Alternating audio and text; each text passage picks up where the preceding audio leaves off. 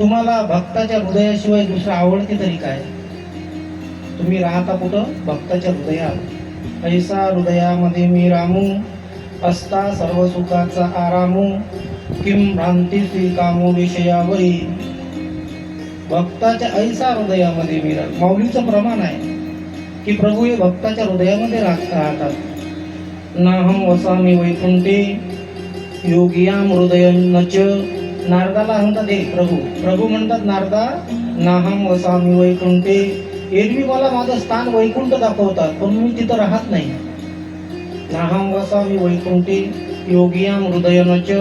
योग्याच्या हृदयातही मी राहत नाही. मत भक्ता यत्र गायंती तत्र तिष्ठामि नारदा. जिथं भक्त माझं गुणगान करतात, माझ्या रूपाचं वर्णन करतात, मग मी तिथं राहतो. तसं देवाचं स्थान राहण्याचा विचार केला तर देव हा असं स्थानच नाही या जगामध्ये की जिथं देव नाही. प्रत्येक ठिकाणी आहे, पण तिथून त्याला हृदयात बसवावं लागतं. हे माणसाच्या जीवनातलं सर्वात मोठं ध्येय असायला पाहिजे की आपल्या हृदयामध्ये देव असावा. पण गंमत अशी आहे, तुकाराम महाराज फिरले पण लोकांनी देव घेतला नाही. तुकाराम महाराज म्हणतात, देव घ्या कोणी, देव घ्या कोणी, आयताला घर पुसोनी. गावात कोणाला देव पाहिजे काय? आम्ही देव देण्याकरता आलो. आयताला घर पुसोनी. जसा भाजीवाला येते तसा डायरेक्ट घरी आले. लोक काय म्हणतात तुकाराम महाराजांना, देव न लगे, देव न लगे. त्या भाजीवाल्याला कसं म्हणते की आता आहे सर्व, चालला जाय, पाहिजे नाही. देव न लगे, देव न लगे. आम्हाला देव पाहिजे नाही, कारण साठवणीचे रुंदले जागे. या देवाला घेतल्यानंतर हा कुठंच राहत नाही. याचं म्हणणं आहे तुझं हृदय दाखव तर थांबतो, नाही तर निघालो. सांगू नको दुसरं, पलंगावर बसा, गादीवर बसा, दिवाणवर बसा, सोप्यावर बसा, हे ऐकत नाही मी. हृदय आहे काय? पण राजीव तुकाराम महाराज आम्हाला हे माहित आहे की तू हृदयाशिवाय बसत नाही. कशाला आम्ही स्वतःचा अपमान करून घेऊ? आणि हृदय मग काय? हृदय मग साठवणीचे रुंदले जागे. ज्या हृदय त्याला ठेवायचं आहे ते हृदय सट भरलो, जागा नाही, जागा नाही रिकामी. कुठं ठेवता? कुठं ठेवता? म्हणून हृदय स्थान आहे प्रभूचं बसण्याचं, पण त्याच्या जागा नाही कोणाच्या. का? काम क्रोध लोभ क्षुनी पाठी लागले ओढाळ. कवनामी शरण जाऊ दृष्टी देईल निर्मळ. याच्यामध्ये काम क्रोध लोभ मद मत्सर दंभ अहंकार. किती जण आहे? दंभ अहंकार 6 जण बसले आणि चांगले पोकले. अशी बारीक चिरीक असते तर ऍडजस्टमेंट केली असती की 7वा घुसू द्या देवाले. हे विनोद आहे, हा विनोद आहे. किती काही असा बारीक असता सूक्ष्म, हा विनोदावर सोडा भाग, नाही तर मग ते खरं धरसा. असा सूक्ष्म जरी असला, बारीक कशाला असा, आणि त्या 7ला एक जरी असला, काम असला, क्रोध असला, मत्सर असला, दंभ असला, अहंकार असला, एक जरी असा सूक्ष्म जरी असला तर देव अंदर बसत नाही. तो म्हणते हे 6 पहिले बाहेर काढ. ओले मृत्तिकेचे मंदिर आत 6 जण उंदीर. उंदीर आहे ते पकडून राहिले. गुंफा करती पोकर. खरी गोष्ट आहे, ते प्रमाण आहे संताचं. ओले मृत्तिकेचे मंदिर, हे मातीचं मंदिर आहे. याच्यात अंदर हे उंदीर आहे 6, आणि ते उंदीर असल्यामुळे याच्यामध्ये देव बसत नाही. आता 6 जोपर्यंत हे विषय, हे 6 शत्रू अंदरून तीक्ष्ण जरी असला बारीक तरी देव बसणार. देवाला सर्व मोकळं पाहिजे हृदय, मग तिथं तो बसतो. हृदय बंदी खाना केला आत विठ्ठल कोंडीला. आत विठ्ठल कोंडीला, आत विठ्ठल कोंडीला. हृदय बंदी खाना केला विठ्ठल कोंडीला. आत विठ्ठल कोंडीला, आत विठ्ठल कोंडीला.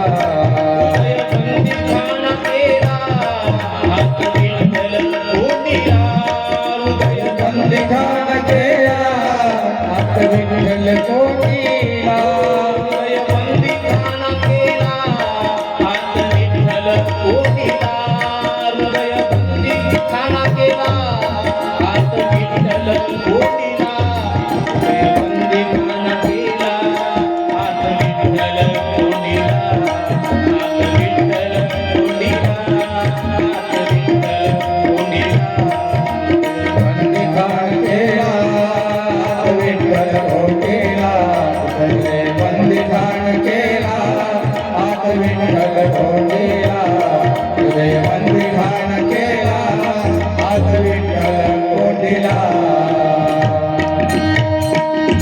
म्हणजे काय समजलं का? तो तुमच्या पलंगावर, दिवाणवर, रूम मध्ये चांगल्या गाद्या टाकल्या त्याच्यावर बसत नाही, त्याला फक्त हृदय पाहिजे. हृदय बंदी खाना केला आत विठ्ठल कोंडीला, इथं बसते तो. इथं हे मोकळं करून द्या लागते. हे मोकळं करून दिलं तर देव तुमचा, नाही तर मग तो रामराम ठोकते तुम्हाला, तुमचा तो नाही. त्याचं बसण्याचं ठिकाण हे आहे हृदय. मग प्रभू तुम्ही भक्ताच्या हृदयामध्ये राहता. एरवी तुमचं असं कोणतं स्थान आहे जिथं तुम्ही नाही. आणि मग विश्वामित्रजीनं काय केलं, प्रभूला सांगितलं एक चित्रकूट नावाची जागा आहे, सुंदर आहे प्रभू, तिथलं वर्णन करणं इतकं सुंदर आहे, मनमोहक जागा आहे. तिथं पशु पक्षी आणि निवांत वातावरण आहे. तिथं अथर्व ऋषी असल्यामुळे ते पावन जागा आहे. आणि मंदाकिनी नावाची नदी तिथं चित्रकूटाजवळ सतत वाहत असते. अशा त्या चित्रकूट पर्वतावर जाऊन तुम्ही राहा. चित्रकूट पर्वत सांगितला प्रभूला. वाल्मिकजींनी निघाले. वाल्मिकजींनी सांगितला, वाल्मिकजीच्या आश्रमामध्ये त्यांना नमस्कार केला. आणि प्रभू समोर आहे, त्याच्या माग सीतामाई, त्याच्या माग लक्ष्मण. चित्रकूट पर्वतामध्ये प्रवेश केला तर काय तिथली सुंदरता वर्णन करायची. अरे बापरे, त्या वेली, झाडं, पक्षी, हरणी, तिथं हरणी, हत्ती, वाघ यांचं सदैव वास्तव्य राहायचं. मंदाकिनी नदी समोर वाहून राहिली आणि त्या नदीचं अनुपम्य रूप पाहून सर्वांना आनंद. लक्ष्मण, सीता ते वातावरण पाहून आनंदित झाल्या. किती सुंदर आहे हो, खूपच. पक्षी किलबिल करून राहिले आणि सुंदर जागा शोधली. देवांना काळजी वाटली की प्रभूला काय एकट्याला आपल्या कामासाठी प्रभू गेले, अवतार घेतला, जन्म घेतला. लेखो का त्यांना एकट्याला काम करू देता का? कोल आणि भिल्लांचं रूप घेतलं देवानं स्वर्गातल्या. कोल आणि भिल्ल झाले ते वनात राहणारे, त्यांचं रूप घेतलं आणि आले. म्हणे तुम्ही कुठं असता, आम्ही तुमची मदत करू शकता. आणि मग विश्वकर्मा, देवशिल्पी विश्वकर्मा, जो सृष्टीची आणि सुंदर सुंदर घरांची निर्मिती करते, देवांचे घर बांधून देते, तो विश्वकर्मा. तोही कोल आणि कोलाच्या रूपात, भिल्लाच्या रूपात सर्व देव आले आणि म्हणतात प्रभूला. मग देवानं प्रभूला, त्या देवतांनी काय केलं, प्रभूला सुंदर अशी पर्णकुटी बांधून दिली. एवढी सुंदर, एक मोठ्या आकाराची होती आणि एक छोट्या आकाराची. ते पर्णकुटी पाहून मन कसं प्रसन्न होत होतं आणि प्रभू त्यात शोभून दिसत होते. गोस्वामी तुलसीदासजी म्हणतात की इकडे जो निषाद राज आहे, तो शृंगवेरपूरचा गुहक, तो जेव्हा परत गेला, त्याला यमुनेपासून प्रभूनं परत पाठवलं की तू परत जा आता, मग आमच्यासोबत येऊ नको. तिथून जेव्हा परत गेला पण तो प्रभू राम नसताना रिकामा जेव्हा सुमंतजीला दिसला, सुमंतजीनं टाभो तोडला. हे राम, हे राम, हे लक्ष्मण, हे सीते असं म्हणून धाड दिशा सुमंत जमिनीवर कोसळला. त्याला वाटलं आशा होती, आशा बंद झाली नाही की बघ निषाद राजासोबत प्रभू परत येतील, पण एकटा दिसल्याबरोबर खाली पडला. निषाद राज धावत आले. अहो सुमंतजी, सुमंतजीला उचललं, आपल्या मांडीवर ठेवलं. तुम्ही विद्वान आहात, तुम्ही ज्ञानी आहात, तुम्ही शास्त्र पुराण वेद जाणत्या, तुम्हाला काय सांगावं लागते, असा धीर सोडू नका. प्रभूला तर प्रभूचं कार्य करावंच लागल, पण तुम्ही स्वतःला सावरा. पण तरी त्याचं शरीर पूर्ण, प्राण जसा त्या शरीरामध्ये प्राण उरला नाही असं शरीर झालं होतं सुमंतीचं. डोळ्यातून आसू वाहत होत्या. धरलं सुमंतजीला आणि बळेच रथामध्ये बसवलं. पण सुमंतजीची रथ चालवण्याची ताकद त्यांच्यामध्ये उरली नाही की रथ चालवा म्हणून, हाकला म्हणून. एवढे ते पूर्ण जीर्ण झाले होते. निषाद राजानं परिस्थिती ओळखली. सुमंतजीकडून हा रथ अयोध्येपर्यंत जाणार नाही हे निश्चित आहे. गावामधल्या 4 सेवकांना बोलावलं निषाद राजाने आणि सांगितलं, गडे हो, सुमंतजीला सुखरूप अयोध्येमध्ये पोहोचून द्या. ते खूप वफादार होते निषादराजांचे सेवक. म्हणे जोहार केला, निषाद राजांना जोहार केला. म्हणे जोहार महाराज, आम्ही सुमंतजीला अयोध्येपर्यंत पोहोचवल्याशिवाय घरी परतणार नाही. आणि रथामध्ये बसले, घोडे किंचाळत होते. अरे माणसाचं सोडा, पण घोडे किंचाळत होते. दक्षिण दिशेकडे पाहून सुमंताच्या रथाचे घोडे किंचाळत होते. त्या घोड्यांना वाटत होतं की माझे प्रभू कुठे गेले. एखाद्या पाखराचे पंख तुटून जसा पाखरू पडून राहते आणि त्राही त्राही करते, आवाज काढते, तसं घोडे किंचाळत होते. एवढं दुःख त्या घोड्यांना होत होतं.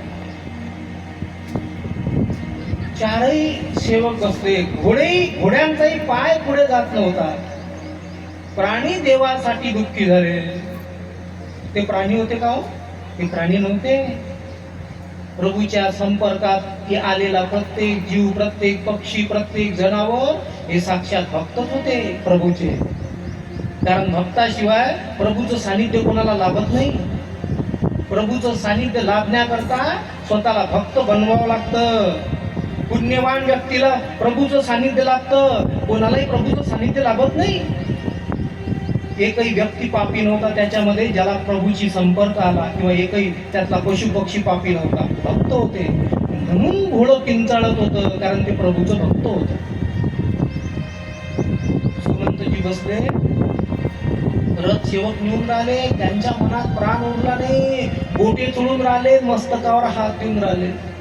अरे सुमंता, श्रीरामाचा वियोग झाला तरी तू जिवंत आहे. धिक्कार असो तुझ्या या जीवनावर. सुमंता, एक दिवस तर मरावंच लागते रे. हे शरीर तर नश्वरच आहे, हे तर मरणारच आहे. पण आज श्रीरामाचा वियोग होता. वियोग झाल्याबरोबर तू देह का सोडला नाही? श्रीरामाचा वियोग झाल्याबरोबर देह सोडला असता तू कीर्ती संपादन केली असती जगामध्ये. पण तू जिवंत आहे, तुझ्या जिन्याला धिक्कार असो. एक दिवस मरावं लागते. असा स्वतःला तो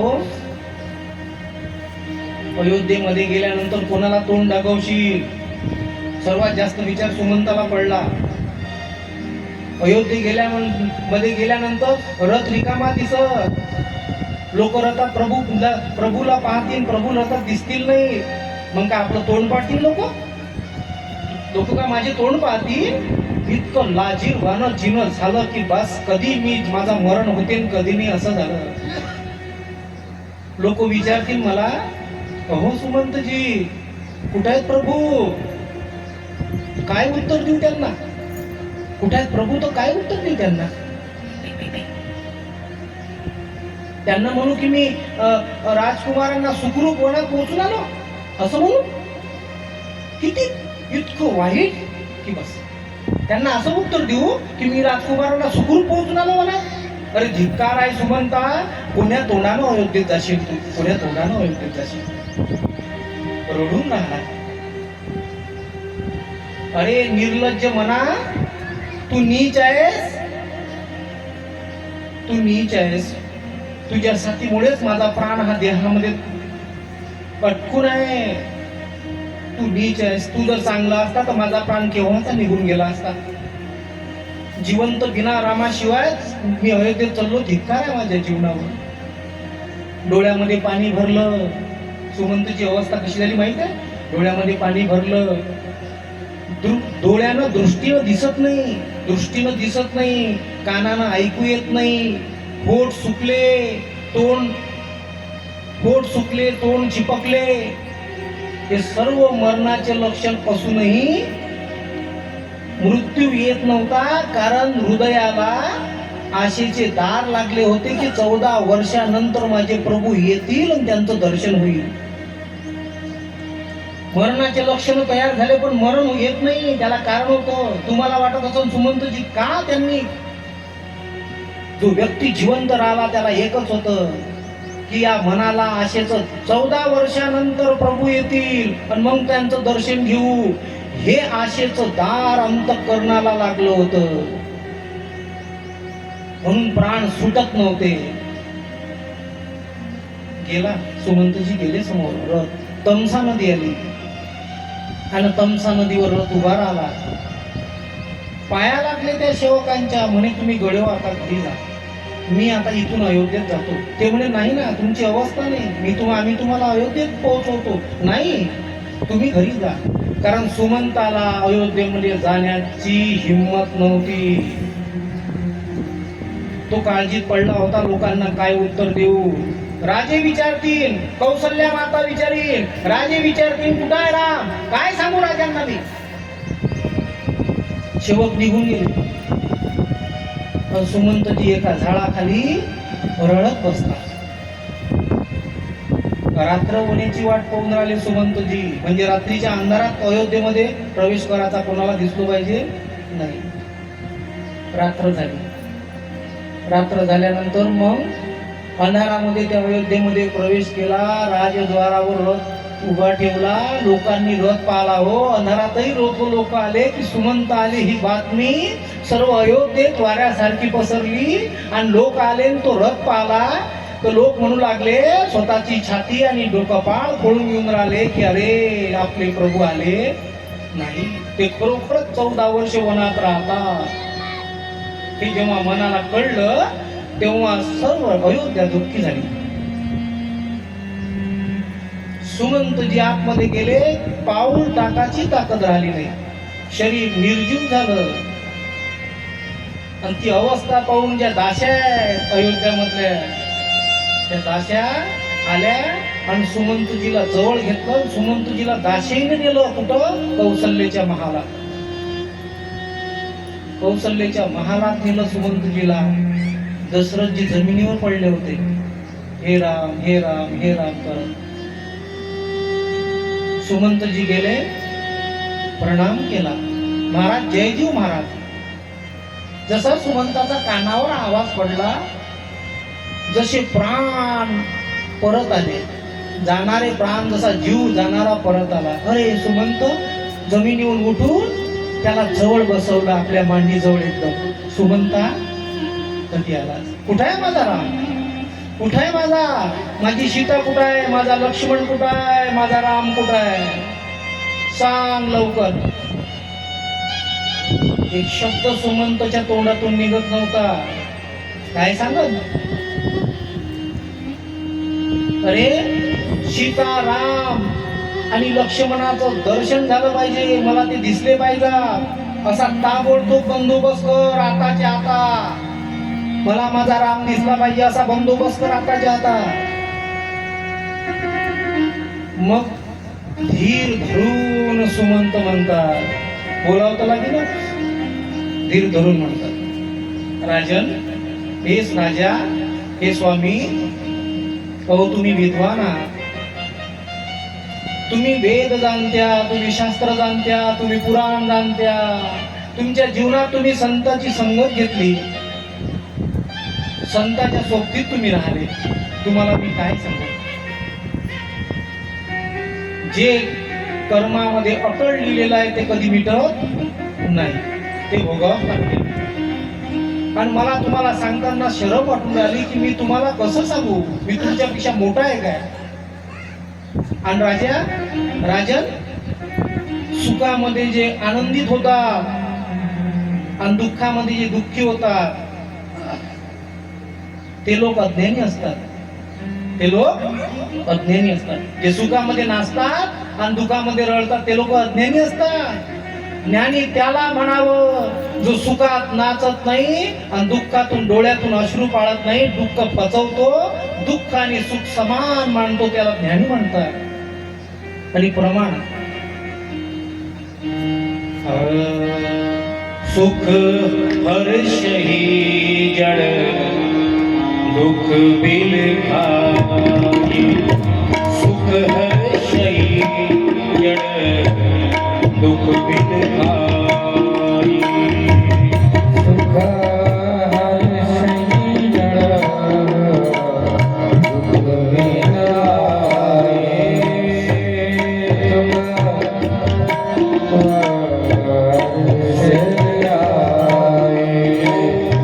सुख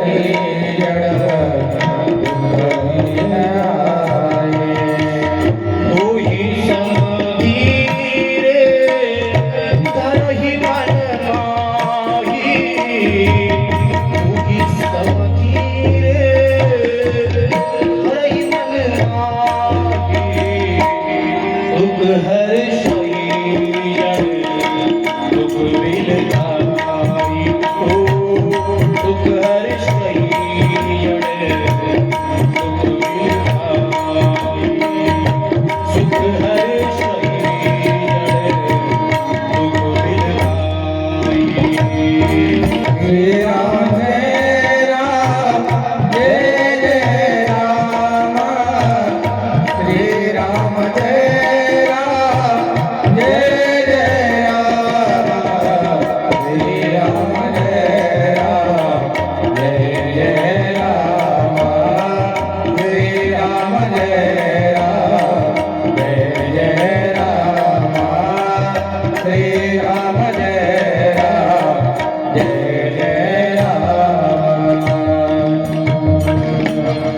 सुख हर्षही जड़ दुख बिलखाई तोई समधीर धरही मन माई।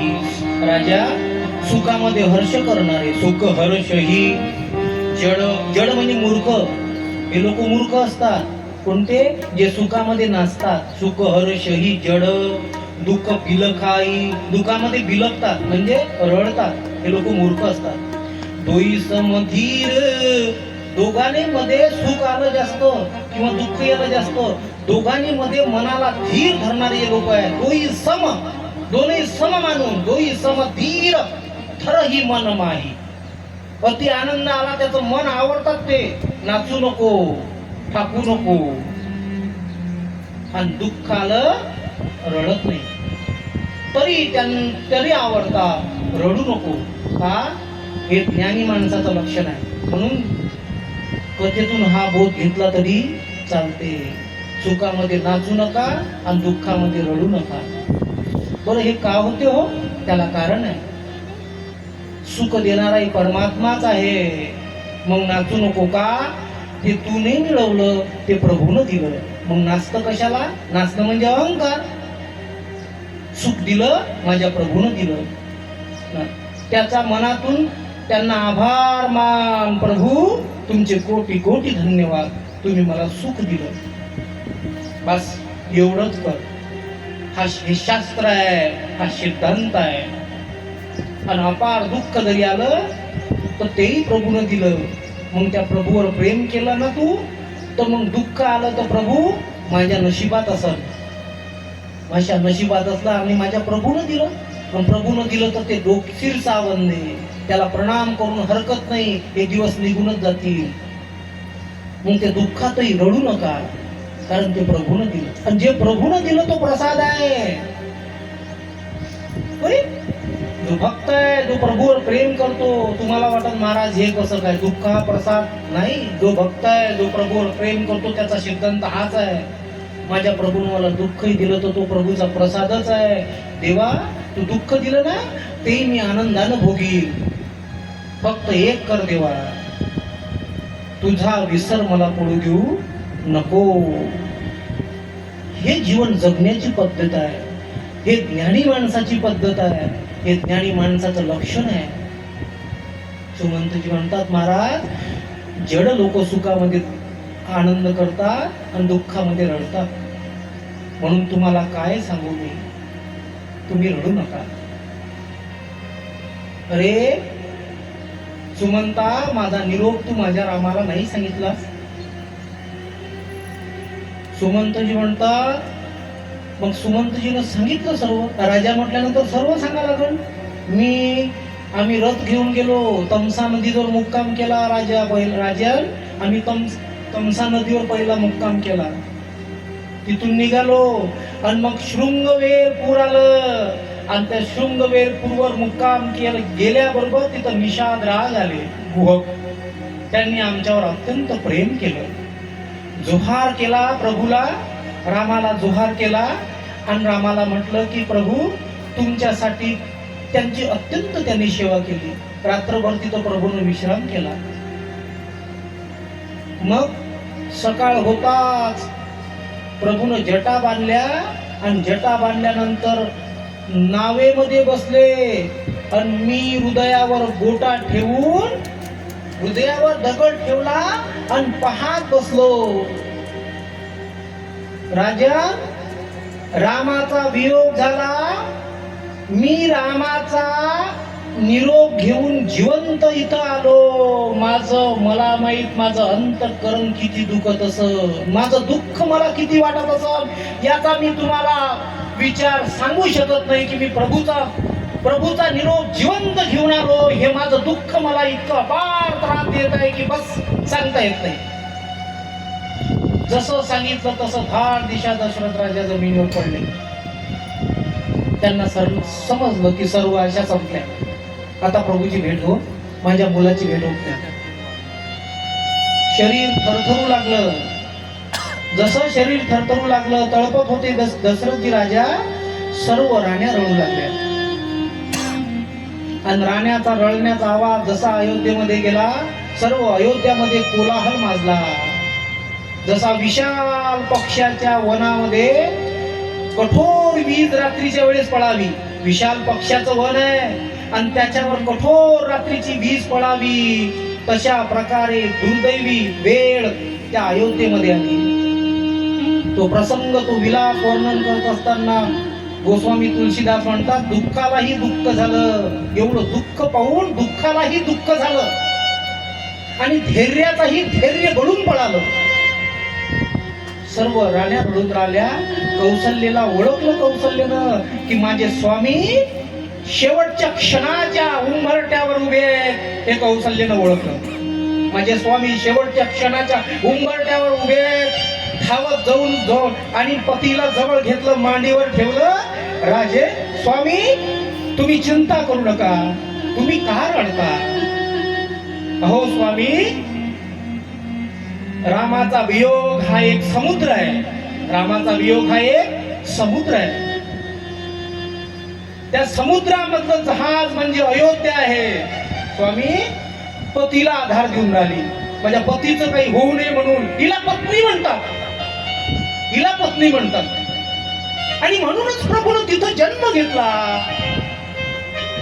प्रभू जिथं पुण्यवंत लोक आहे, जिथं साधू आहे, जिथं संत आहे, जिथं भक्त आहे, तिथं प्रभू जन्माला येतात.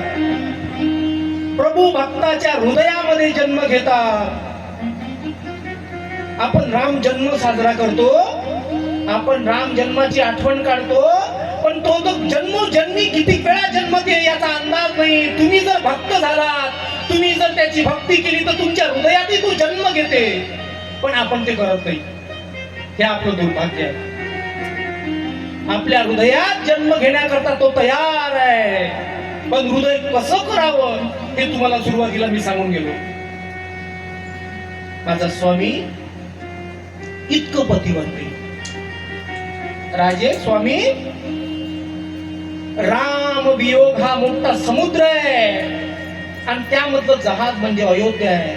आणि त्या जहाजाचे कर्णधार तुम्ही आहात.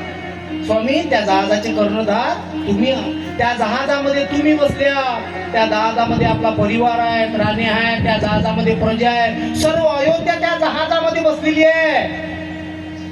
आणि तो राम वियोग रूपी समुद्र आणि त्या जहाजाचे कर्णधार तुम्ही आहात. तुम्ही जर धीर सोडला, तुम्ही जर धीर धरला तर ते जहाज तरते, हे मला माहित आहे. तुम्ही धीर धरला तर ते जहाज तरते. आणि स्वामी, तुम्ही जर धीर सोडला तर ते जहाज डुबल्याशिवाय राहत नाही. पूर्ण अयोध्या, पूर्ण परिवार त्याच्यामध्ये आहे. तुम्ही धीर धरा, ते जहाज तुम्ही धीर धरला तर ते तरुण जाईल. आणि ते तरुण गेलं. 14 वर्षानंतर राम आणि सीता येतील, लक्ष्मण येईल, त्यांची आपल्याला भेट होईल. कौशल्याचे कानावर शब्द पडले, जसं पाण्यातून बाहेर काढलेल्या माशावर शीतल जल शिपडलं असं झालं दशरथाला. जणू पाण्याच्या बाहेर काढलेल्या माशावर शीतल जल शिपडलं.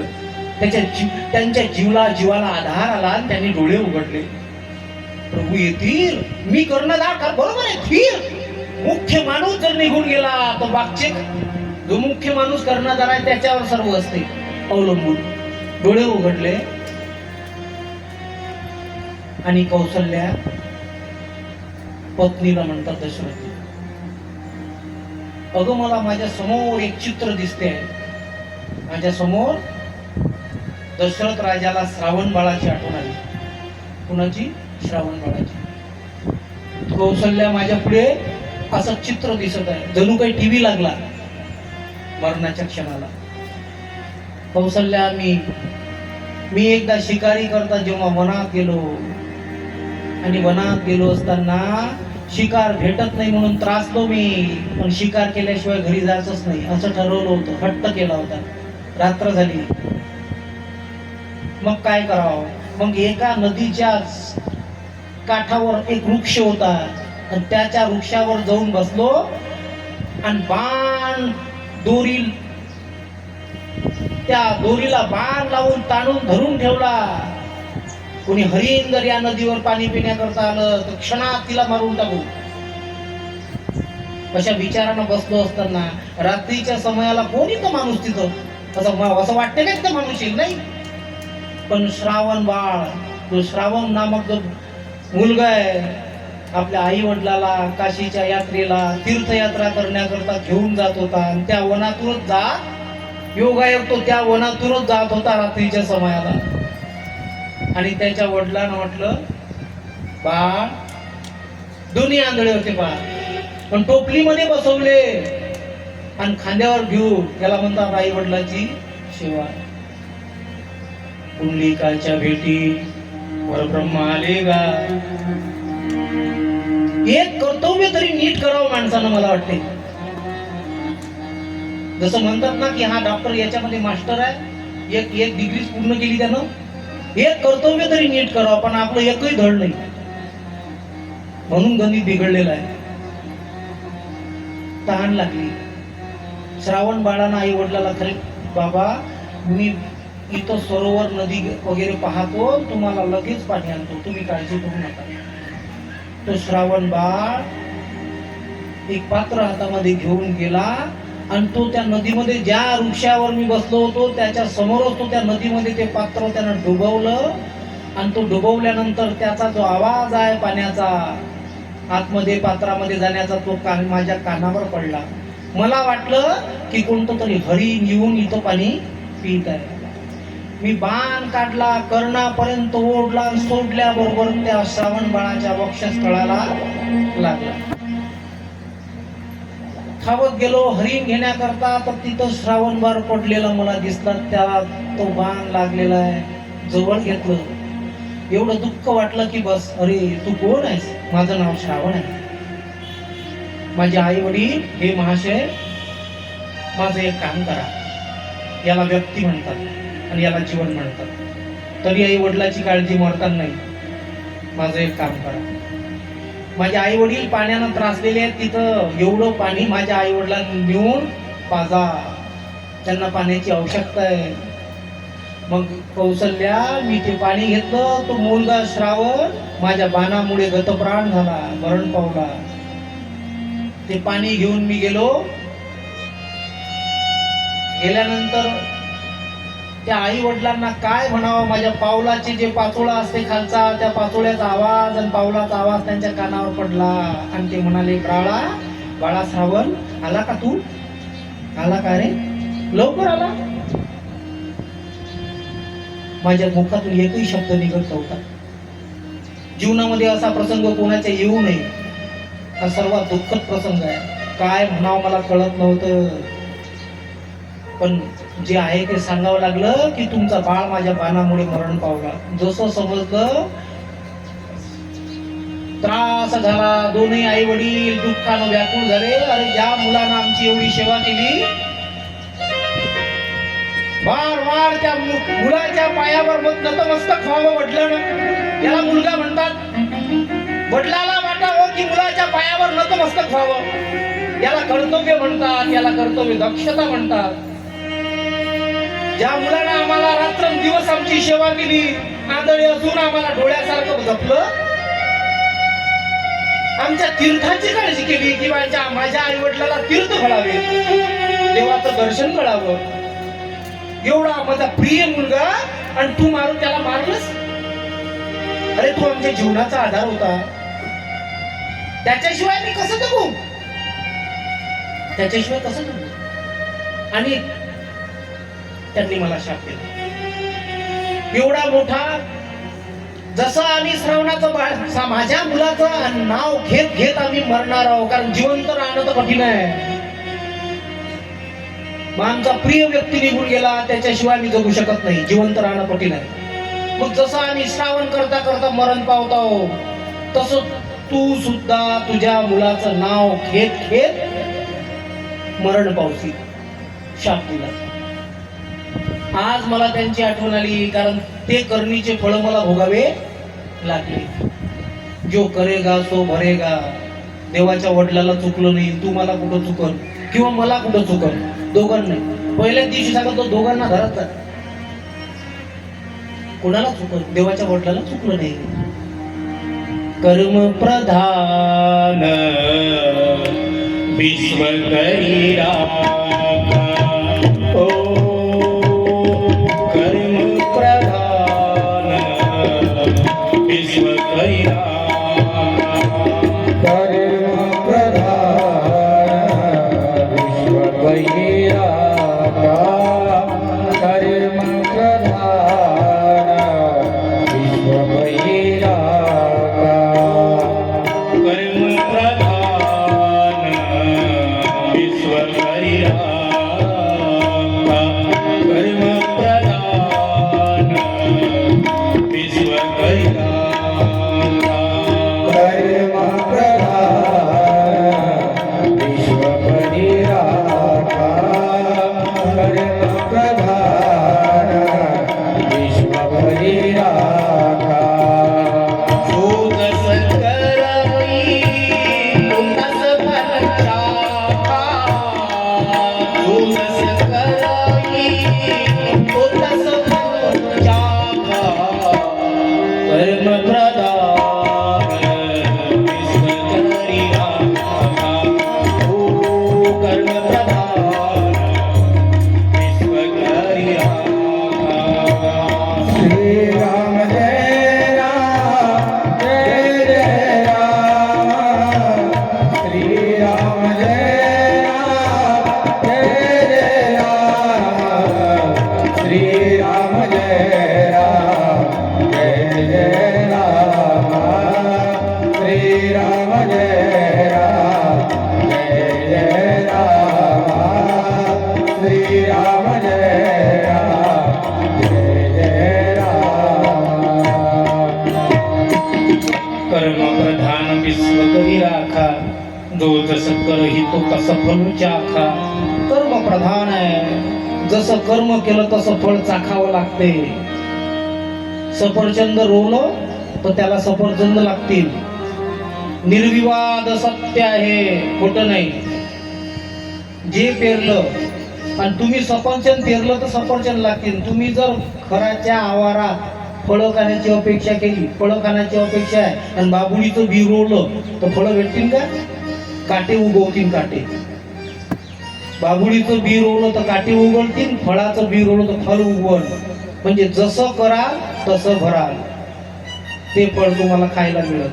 कर्म प्रधान विश्व करी राखा. जो जसं करही तो तसं फलू चाखा. कौशल्या, माझ्या कर्माचे फळ मला मिळाले, कारण की माझ्या हातून असंच झालं. आणि असं करताना जशी कथा सांगितली श्रावण बाळाची दशरथजीनं, आणि कौशल्याच्या जवळ होते. राम राम कही राम, राम कही राम, राम कही राम. राम राम राम राम करत प्राण सोडून दिला. सियावर रामचंद्र भगवान की जय. पवन सुत हनुमान की जय. जसा प्राण सोडला सर्व रडून राहिले. त्या दुःखाचं वर्णन करता येत नाही. शिवजी म्हणतात, हे पार्वती, वशिष्ठजी आले. वशिष्ठजीला दूताला बोलावलं. दूताला सांगितलं, दूता जा भरताच्या मामाच्या इथं जाणे आणि भरताला बोलवून आण. फक्त त्यांना असं सांगू नको तुमचे वडील वारले म्हणून. काही सांगायचं नाही. फक्त एवढंच सांगायचं की तुम्हाला वशिष्ठजीनं बोलावलं, गुरुनं बोलावलं. ठीक आहे. वाऱ्याच्या वेगानं दूध गेले धावत. भरत मामाच्या इथं होता. धावत गेले, प्रणाम केला. प्रणाम भरतजी, प्रणाम. भरताला आश्चर्य वाटलं. एवढ्या लगबगीनं अयोध्येचे दूत आणि आपल्याजवळ कसे काय आले? एकदम निरोप मी न येता म्हणे तुम्हाला वशिष्ठजीनं बोलावलं, त्यांचा तुम्हाला निरोप आहे, आमंत्रण आहे, तिथं बोलावलं, ते तर तुम्हाला ठीक आहे. मनात विचार आला, अरे प्रभू रामा दादानं नाही बोलावलं, लक्ष्मणाने बोलावलं, बाबांना बोलावलं नाही, दशरथजीनं, तर वशिष्ठजीनं बोलावलं. बर वशिष्ठजी बोलावतील तर त्यांचं काम माझ्यासोबत येण्याचे चान्स कमी आहे. त्यांना दशरथासोबत बाबासोबत काम पडत, दादासोबत काम पडत, माझ्यासोबत नाही पडत. वशिष्ठजीनं मला बोलावलं कसं? मनाला धक्का बसला हलका, काय झालं असावं. चला लगबगीनं निघाले भरत शत्रुघ्न, लगबगीनं रथामध्ये बसले.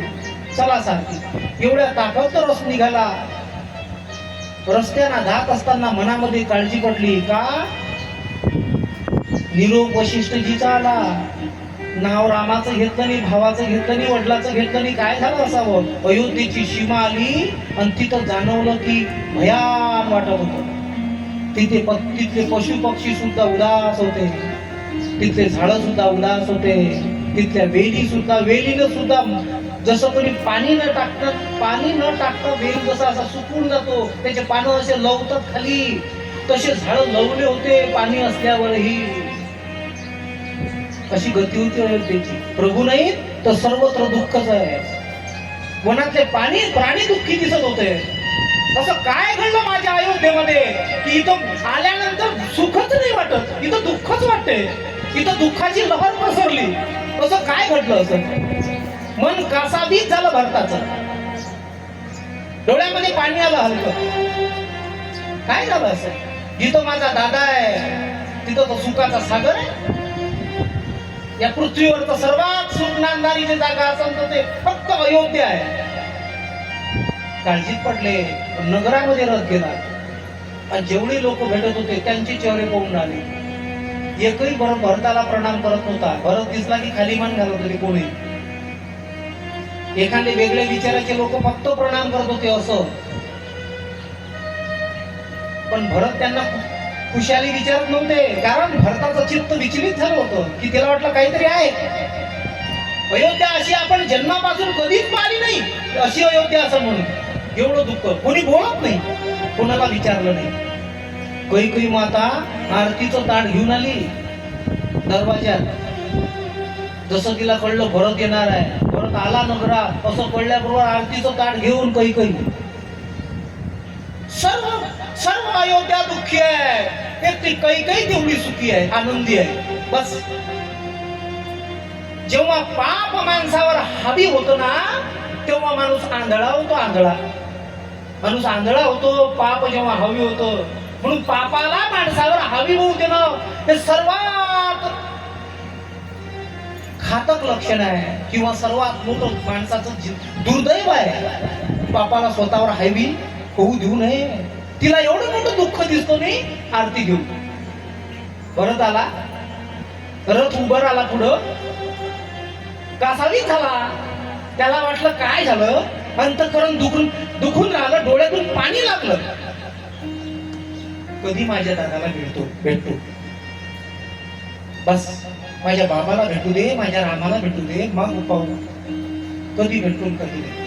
जीव तळमळला, कधी माझा दादा मला समोर येऊन भेटल. याला प्रेम म्हणतात हो. भरतासारखं प्रेम करावं स्वतःच्या भावावर, हे रामायण शिकवते. आपला भाऊ असेल तर भरतासारखं त्याच्यावर प्रेम करा. भाऊ आहे तो, राहू द्या इतरांवर प्रेम करायचं नाही. तुम्हाला समाज आवडतं, राहू द्या प्रेम करायचं. समाजावर प्रेम करू नका चालत, पण कमीत कमी आपल्या घरातल्यांवर तर प्रेम करा. भरतासारखं प्रेम असावं, भावावर एवढं प्रेम. माझा दादा भेटला की बस त्याला विचार कधी भेटत. आला तर काय, कैकेयी समोर होती आरती घेऊन, टिळा लावला, पण तशीच हात धरून मनाला घेऊन गेली स्वतःच्या.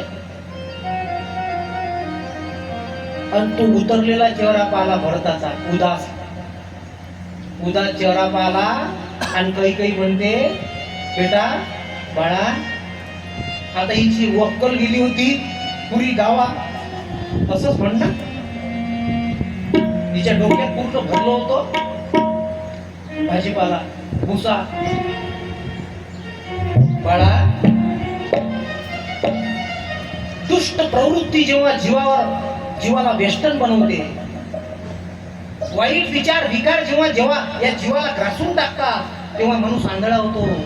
खरं खोटं, चांगलं वाईट काहीच कळत नाही आणि असंख्य अशा प्रकारचं. आणि त्यालाच म्हणतात विनाशकाले विपरीत बुद्धी. असं जेव्हा अशी स्थिती जेव्हा येते तेव्हा विनाश होते माणसाचा. म्हणून इथपर्यंतही माणसानं जाऊ नये, पायरी भरेपर्यंत जाऊ नये, काहीतरी सांभाळ ठेवावा. बाळा, तू उदास का रे बाळा, का उदास आहे?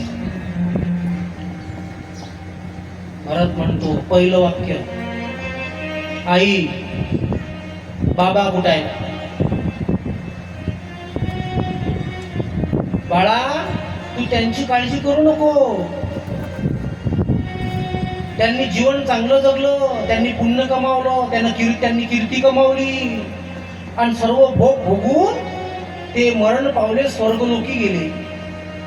जसा कानावर शब्द पडला, ठार दिशा भरत बाबा बाबा बाबा करत जमिनीवर पडला. तात तात हा तात पुकारी, पडे भूमी तल व्याकुल भारी. तात तात हा तात पुकारी, करे पडे भूमी तल व्याकुल भारी. बाबा मरण पावले, स्वर्गात गेले. ऐकल्या बरोबर बाबा बाबा करत जमिनीवर पडला भरत. बाबा, अहो मरताना तुम्ही मला दिसले ना, मी नसताना तुम्ही स्वर्गवासी गेले, माझ्यावर का हो असे रुसले बाबा? मी नसताना तुम्ही मला सोडून गेले, का रुसले माझ्यावर? मला तुम्ही रामाच्या हाती सोपवलं नाही, माझ्या भावाच्या हाती सोपवलं नाही आणि तसेच निघून गेले. मग धीर धरला थोडा आणि आपल्या आईला पुन्हा विचारतात, माते मला बाबाच्या मरणाचं कारण सांग, बाबाच्या मरणाचं कारण सांग. काही म्हणाली, काही सुरुवात पासून तात बातमय सकल सवारी, भये मंतरा साहे विचारी. तात बातमय सकल सवारी. भरता, मी सर्व गोष्ट सावरली आणि भई मंतरा साहेब बिचारी, मंत्रानं मला मदतही केली, पण एवढं बिकटलं की बाबा स्वर्गात गेले. काय झालं? कोणती गोष्ट? तेव्हा कैकईनं सुरुवात पासून शेवटपर्यंत वृत्तांत सांगितला. गोस्वामी तुलसीदास लिहितात, जणू ते हे मर्मस्थानी जेव्हा सांगत होती भरताला, जणू ते मर्मस्थान चिरून जशी विष भरत होती आतमध्ये. भरतानं सर्व ऐकलं, शेवटपर्यंत तिनं आनंदानं सांगितली सर्व कथा कैकईनं. आणि सर्व ऐकल्यानंतर भरतानं मोठा उसास टाकला आणि उसास टाकून म्हणतात, पापीनी, भरत म्हणाला, पापीनी तू कुळाचा नाश केला, पापीनी तू कुळाचा नाश केला.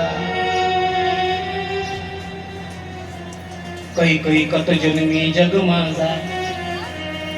जेव्हा तुझ्या मनात हा विचार आला, तुझ्या हृदयाचे तुकडे का झाले नाही? खंड खंड हुय हृदय जयतई, खंड खंड हुय हृदय न गयहू. जेव्हा तुझ्या मनात हा विचार आला, तेव्हा तुझ्या हृदयाचे तुकडे का झाले नाही? तुझी जीभ का अशा प्रकारचे अनेक शब्द. आणि भरत, तुझी जीभ का गळून पडली नाही? इथपर्यंत आईला. तुम्हाला वाटलं असेल की आईला एवढं मी सांगून गेलो. मला वाटते काल परवा 2-3 दिवसाअगोदर परमेश्वरामध्ये ना आपल्यामध्ये अंतर पाळणारे आणि परमेश्वरामध्ये ना आपल्यामध्ये मधामध्ये संकट निर्माण करणारे आई वडील भक्ताला कधी आवडत नाही. फक्त प्रल्हादानी आपल्या वडिलाचा त्याग केला आणि भरताना आपल्या आईचा त्याग केला. मंथरा आली. शत्रुघ्न जे होते त्या शत्रुघ्नाला इतका राग आला की त्याचं शरीर रागानं लाल झालं. पण गोष्ट अशी आहे, त्याला मनात काही बोलता येत नाही. दादा मोठा असल्याच्यानं त्याला बोलता येत नव्हतं. त्यानं राग आतमध्ये धरून ठेवला. आणि तेवढ्यात मंथरा आली. कशी आली? नटून आली, अलंकार गिलंकार घालून, साडी वगैरे अलंकार घालून नटून आली. जशी शत्रुघ्नला ते मंथरा दिसली, एक लात मारली मंथरेला. लात मारल्याबरोबर धाड दिशा इकडे तिकडे जाऊन पडली. तोंड फुटलं, कपाळ फुटलं, रक्त वाहू लागलं. केस धरले मंथरेचे शत्रुघ्नने आणि ओढत घेऊन राहिला. भरताला दया आली. भरत साधुवृत्तीचा होता. अंतःकरण संताचं कसं असते, सर्व माफ केल्या जाते संताच्या ठिकाणी. तिथं राग येत नाही. आपली अवस्था वेगळी आहे. आपल्याला शुल्लक गोष्टीचा राग येते. राग येण्याची मीटर आहे बरं, मीटर. जशी तापमापी आहे तसं माणसाच्या, प्रत्येक माणसाला राग किती टेम्परेचरवर येते याचंही मीटर आहे. काही लोकांना एक एक एक किंकाही चालत नाही, थोडंसं लगेच आहे. कार्य सांगू काय, लगेच. काही लोकांना त्याच्यापेक्षा जास्त केलं तर येते. काही लोकांना थोडं जास्त केलं तर. काही लोकांना अति केल्यानंतर राग येते, अति केल्यावर राग येते. पण संतांना काही केलं तरी राग येत नाही. म्हणून संत महान आहे. संतांना राग नाही. साधू वृत्ती आहे. भरतानं हात धरला शत्रुघ्नचा आणि मंथराला सोडवलं. धावत निघाला. ही आई काय कामाची? जिनं जन्म दिला की आई म्हणावं का हिला? हिला देव नाही कळला, हिला परमार्थ नाही कळला, हिला काहीच कळलं नाही. निघाले भरत. कुठं? कौशल्याच्या जवळ. कौशल्या आईसाहेबाला दिसल्यानंतर कौशल्या धावत आली आणि जमिनीवर पडली आणि मूर्छा आली तिला. भरतानं कौशल्याच्या समोर लोटांगण घातलं, जवळ घेतलं भरताला. आई, माझ्या आईच्या ठिकाणी मला कैकेयीच्या ठिकाणी जन्म का मिळाला? मी किती दुर्दैवी आहे. मला तुझ्या ठिकाणी जन्म का नाही मिळाला? अशा दुष्ट स्त्रीच्या ठिकाणी मला देवानं जन्माला घातलं. खरोखर मीच पापी आहे.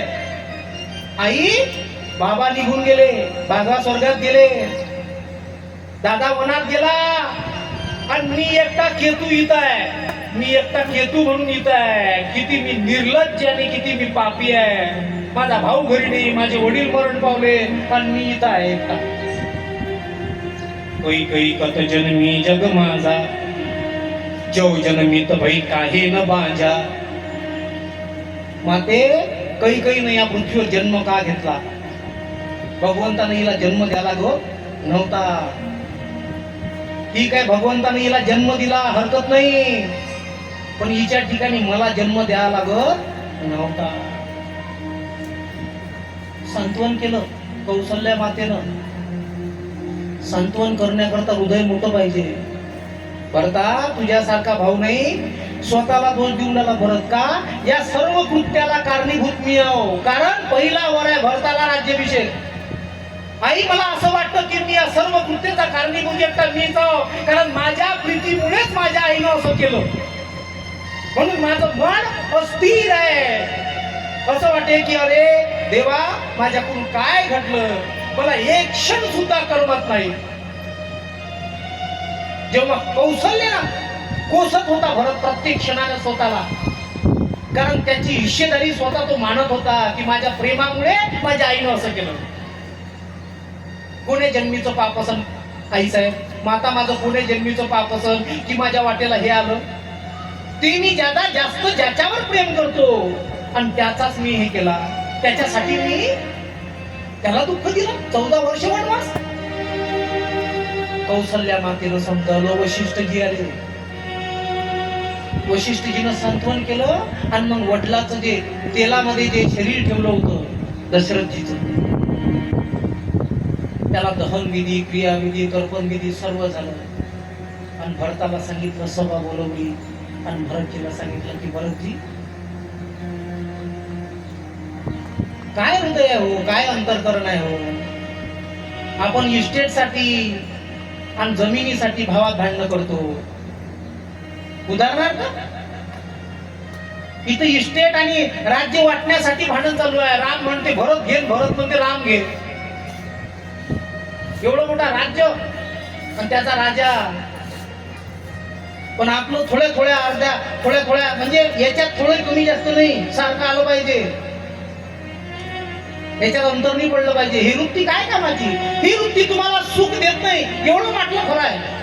तुम्ही ज्या सुखा करता भावासमोर वैर करून आणि ते त्याच्यात हे करता, ते वृत्ती तुम्हाला सुख देत नाही. ज्या करता साठी करता ते सुख, त्यातून सुख मिळत नाही. कारण ते अनितीनं झालेलं असते. आणि अनिती कधी सुख देत नाही.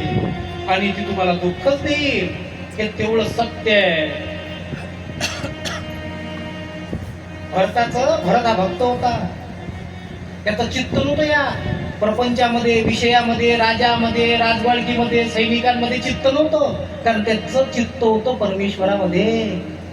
त्याला प्रभू पाहिजे होते.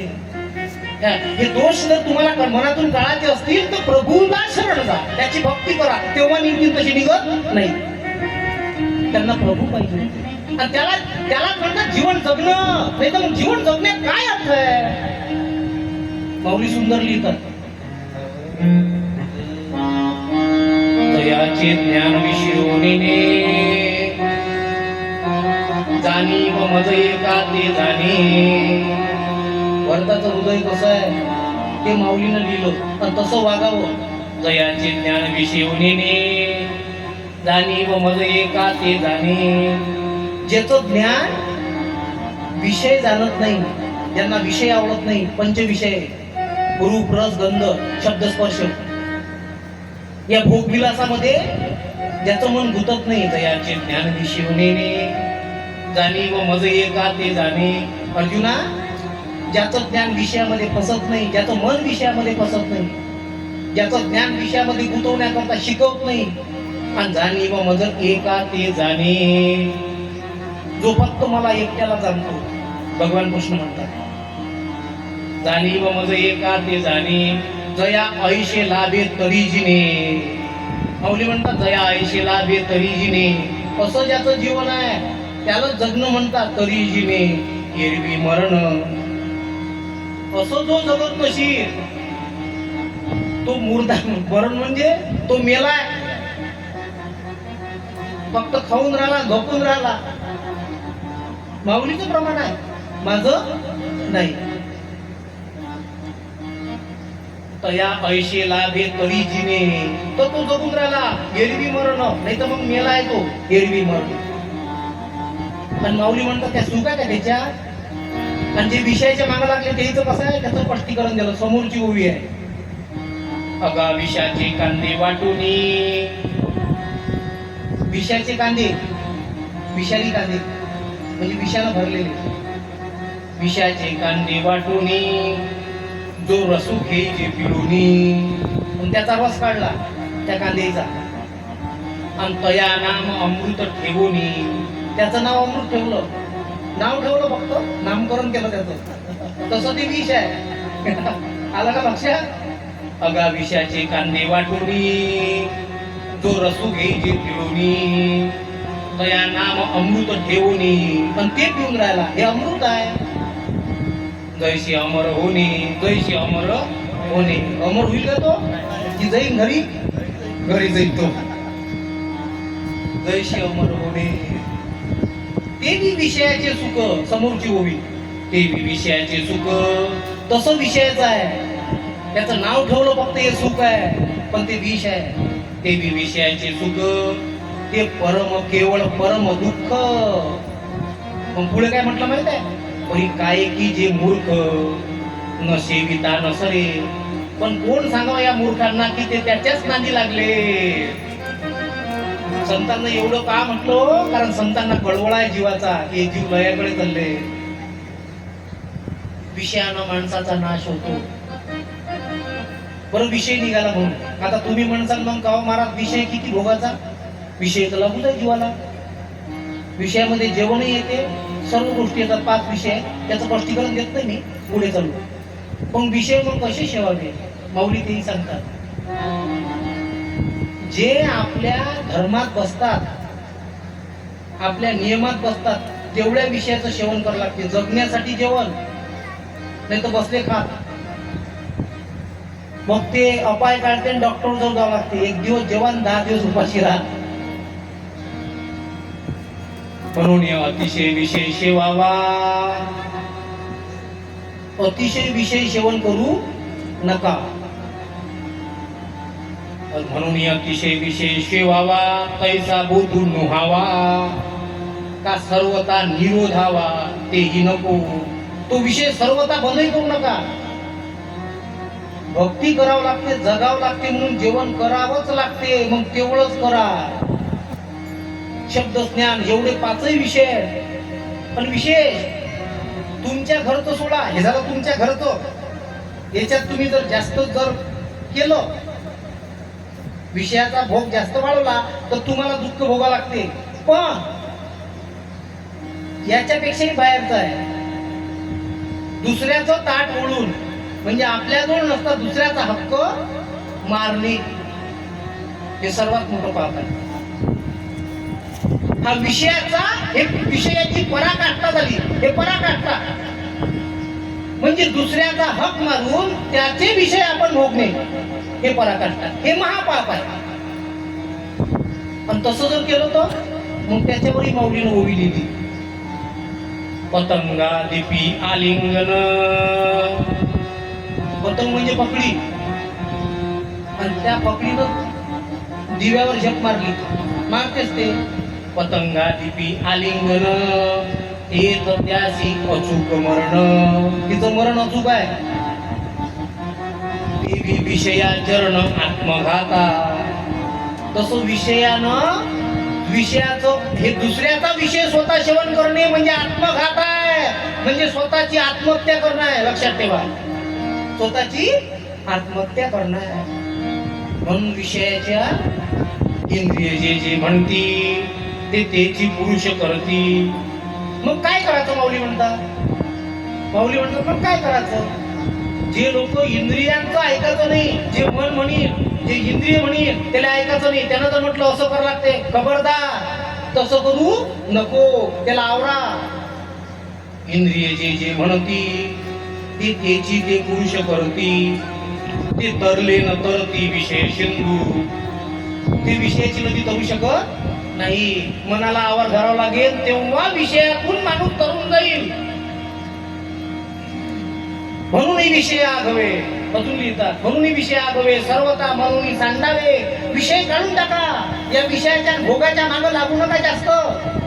याचा त्याग करा. निरा नेमके विषय घ्या, असं माऊली म्हणतात. म्हणून विषय आगवे सर्वता म्हणून सांडावे. मग राग देश स्वभावे नासतील. मग काय होईल. राग, द्वेष, विषय, वासना, काम, क्रोध, लोभ, मद, मत्सर, दंभ, अहंकार हे सर्व निघून जातील. का. विषय भोगण्याची इच्छा तयार झाली, ते जर पूर्ण झाली तर राग येते. राग आला की मग काम येते, काम आला की अहंकार येते. सर्व गोष्टी आतमध्ये प्रवेश करतात. म्हणून विषयाच्या मागे लागू. विषय के फंदे में बांधा गया तू. विषय के फंदे में बांधा गया तू. विषयों के फंदे में बांधा गया तू. विषयों के फंदे में बांधा गया. संत समागम को भूल गया तू. संत समागम को भूल गया तू.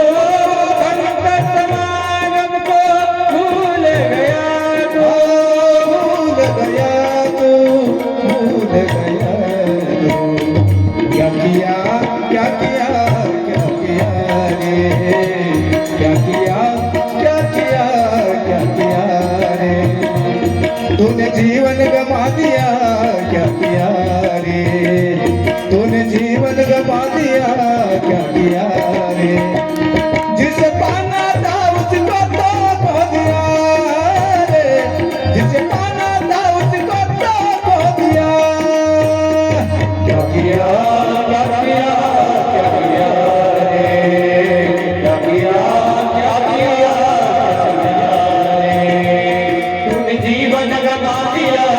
तूने जीवन गवा दिया क्या रे जिसे पाना था उसको खो दिया रे जिसे पाना था उसको खो दिया रे जिसे पाना था उसको खो दिया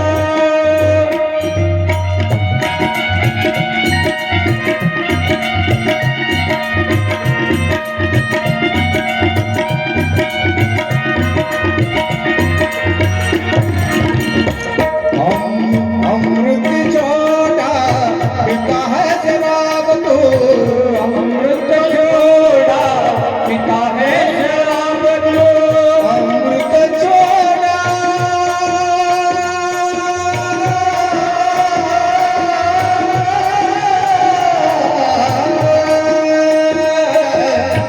अमृत छोड़ा पिता है शराब तो अमृत छोड़ा पिता है शराब तू भगवान के नाम मुख मोड़ता है तू भगवान के नाम मुख मोड़ता है तू भगवान के नाम मुख मोड़ता है तू मुख मोड़ता है तू मुख मोड़ता है तू क्या किया रे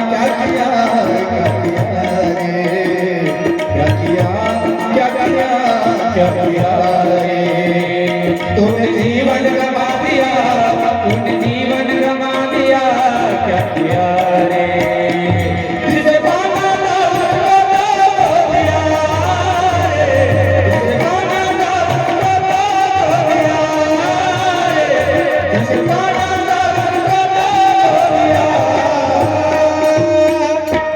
बस भरतानं विषयाची सोबत केली नाही आणि विषयासाठी स्वतःच्या धर्माचा स्वतःच्या प्रभूचा त्याग केला नाही.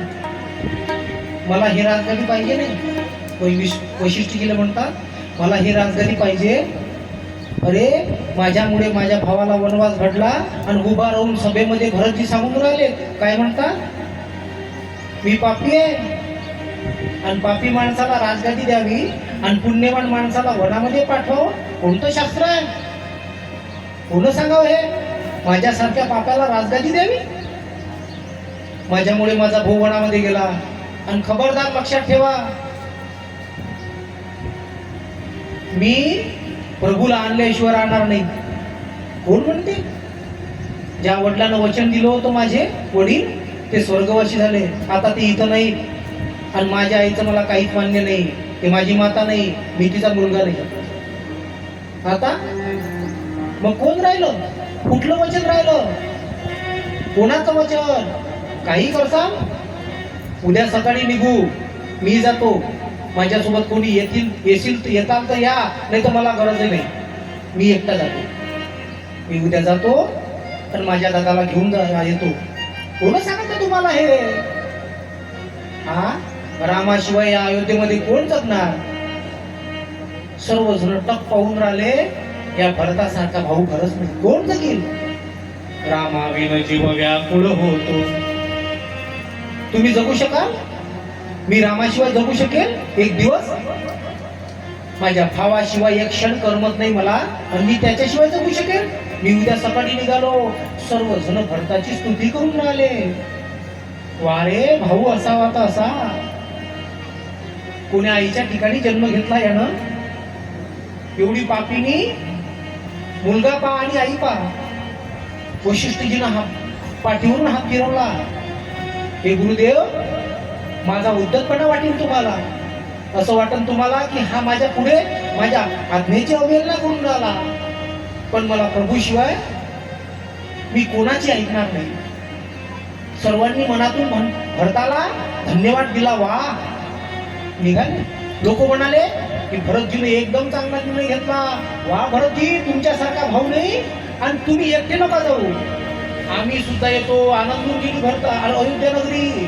आज सुखाचे दिवस आहे. कसे की भरत म्हणतो की रामाला वनवासातून वापस आणतो. आनंद वाटला की बस. सकाळी तयारी करण्याकरता हत्ती घोडे सैनिक सर्व घेतले. काही जे वफादार आणि विश्वासू सेवक होते त्यांच्या भरोशावर ती अयोध्या ठेवली की तुम्ही अयोध्या पान हिचा सांभाळ करा. विश्वासू सेवक तेवढे राहिले, नाही तर एकही माणूस अयोध्यात राहिला नाही. पुढे भरत जिचा रथ, माग माता वशिष्ठजी आणि सर्व प्रजा माग घोडे हत्ती सैन्य सहित भरतजी प्रभूला आणण्याकरता निघाले. हे राम हे राम हे राम हे राम हे राम हे राम हे राम हे राम ओ जग में साचो तेरो नाम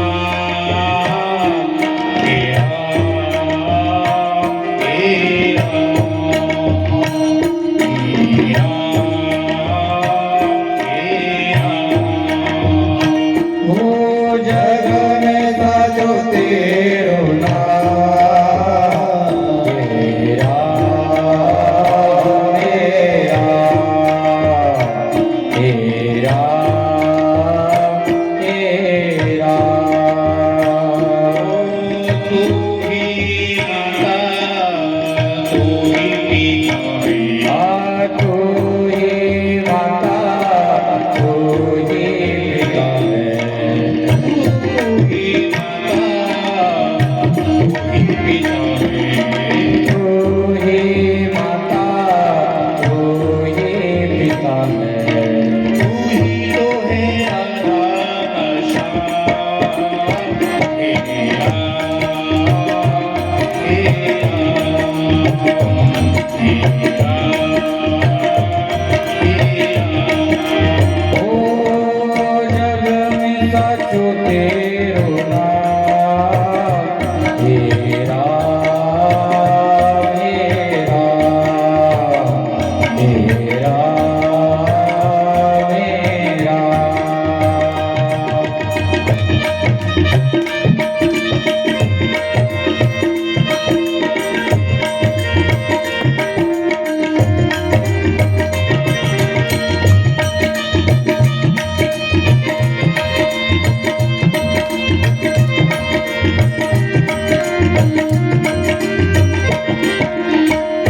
मोहे बिघावे तू अंतर्यामी सबका स्वामी तू अंतर्यामी सबका स्वामी तू अंतर्यामी सबका स्वामी ओ तू अंतर्यामी सबका स्वामी ओ तू ही सवारे बिगड़े काम हे राम हे राम हे राम हे राम ओ जग में साचो तेरो नाम ओ जग में साचो तेरो नाम हे राम हे राम हे राम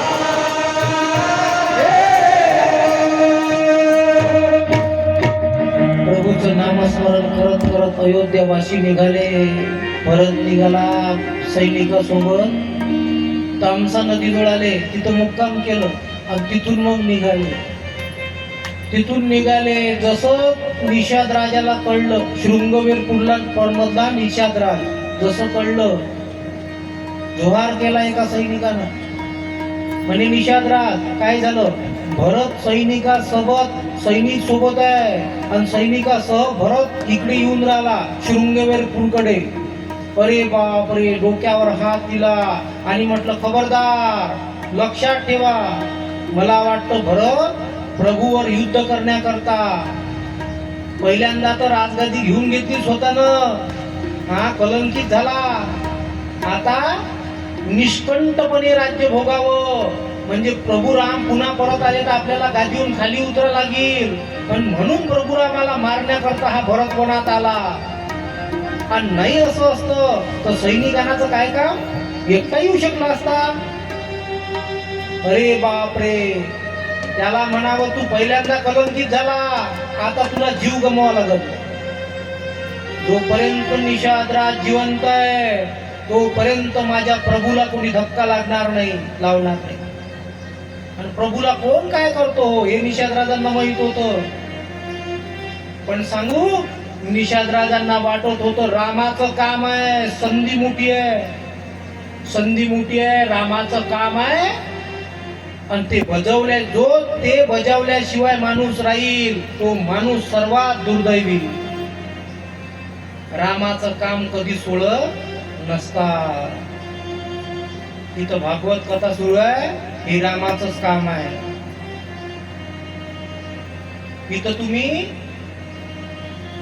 तुम्हालाही त्रास होते. सकाळी नाश्ता करा, 12 वाजले की जेवण करा,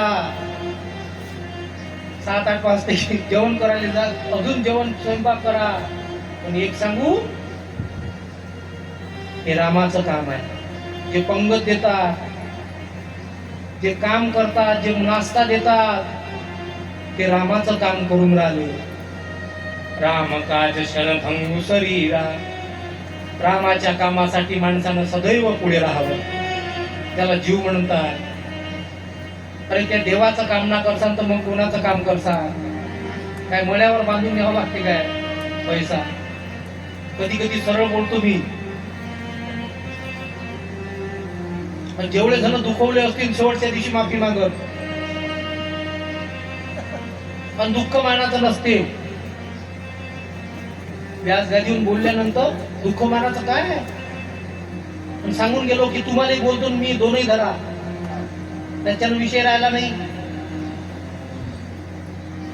म्हणून पंगत वगैरे हे काम करतात, पेंडॉल हे मुलं सप्ताह घेतात, महाराजचे इथे येतात, आमच्या घरी येतात, गावपती येतात, काय येतात, हे सर्व रामाचं काम आहे. ज्यानं रामाचं काम केलं तो माणूस धन्य आहे.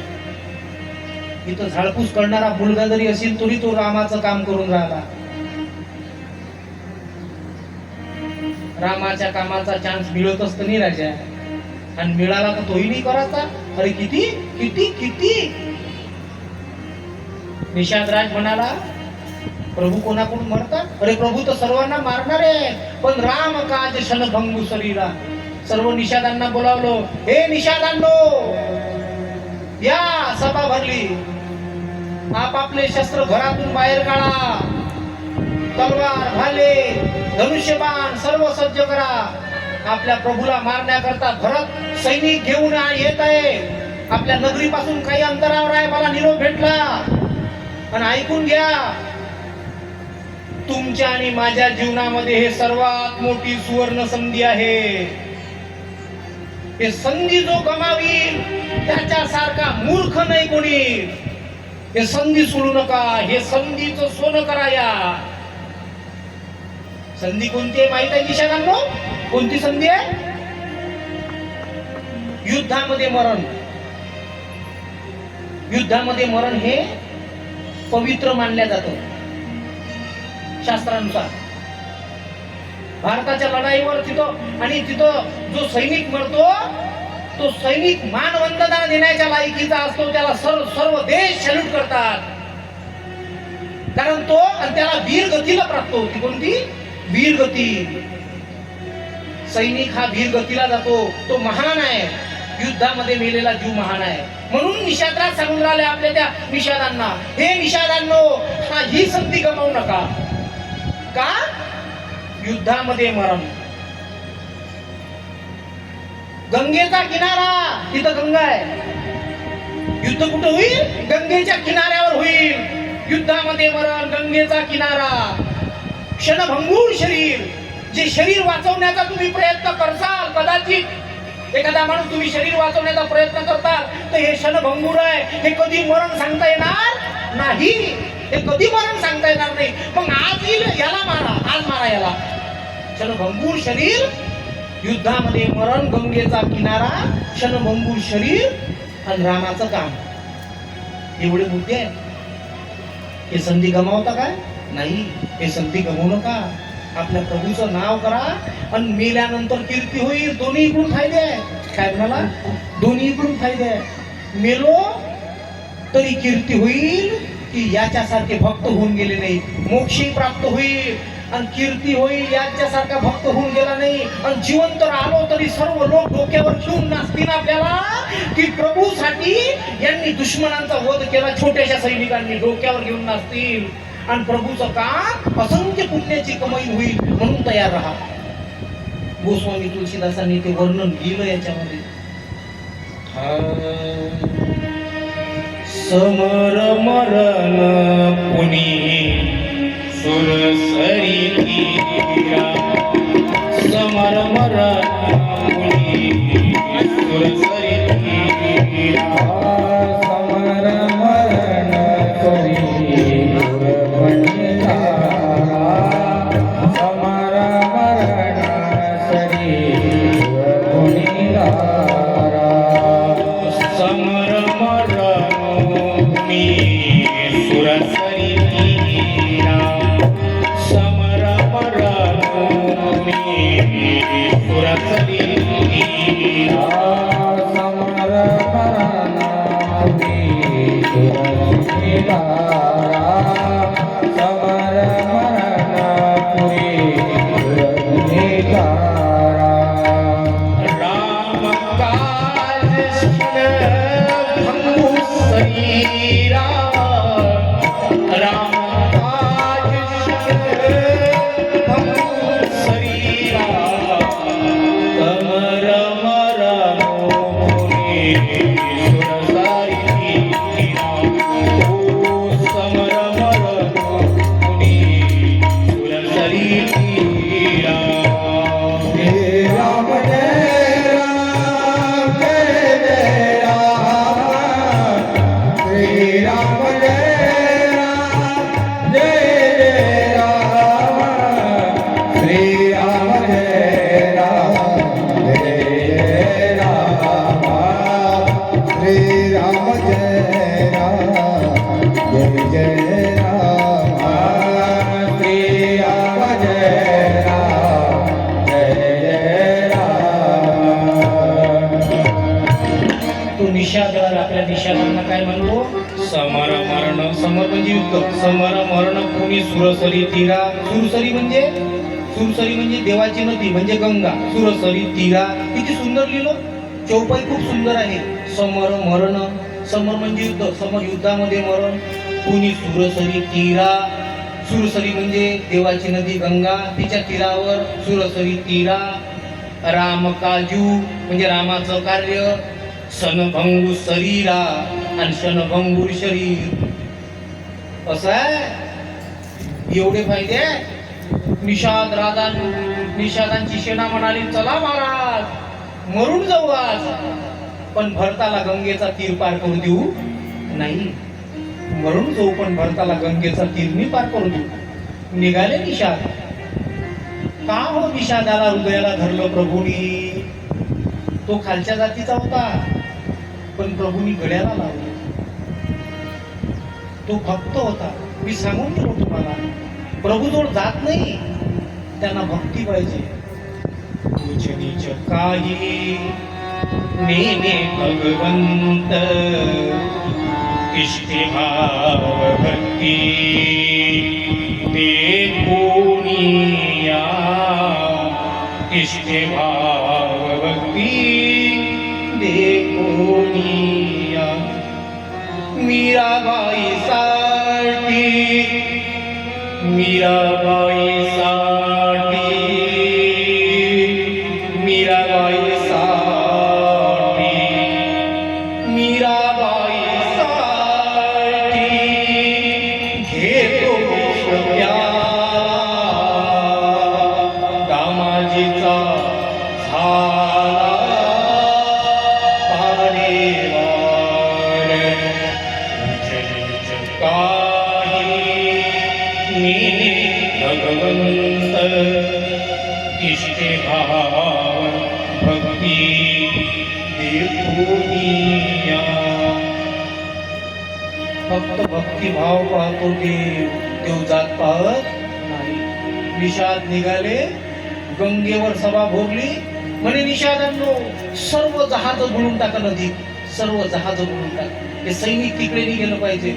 आणि धनुष्य बाण लावले आणि युद्धाचा नगारा वाजला. जसा युद्धाचा नगारा वाजला, भरत दूर होता.